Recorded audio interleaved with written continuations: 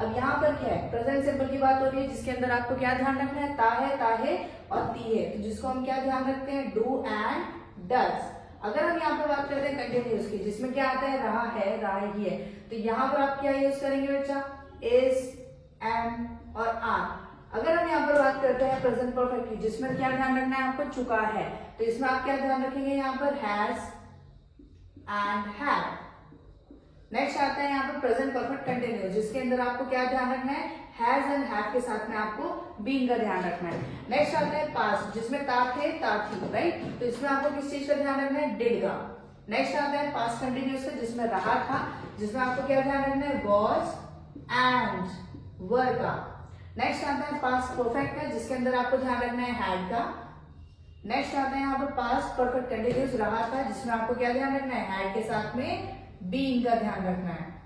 Next आता है future simple की बात करते हैं, गा गे गी में, जिसमें आपको किस चीज का ध्यान रखना है, विल का ध्यान रखना है। फ्यूचर कंटिन्यूअस की बात करते हैं, रहा होगा, जिसमें आप यूज कर सकते हैं विल, बी का ध्यान रखना है। फ्यूचर परफेक्ट हम ध्यान रखते हैं, चुका होगा, जिसमें आपको किस चीज का ध्यान रखना है बच्चा, विल हैव का ध्यान रखना है। नेक्स्ट आता है फ्यूचर परफेक्ट कंटिन्यूअस टेंस का, जिसमें रहा होगा, इसमें आपको ध्यान रखना है विल हैव साथ में बीइंग का।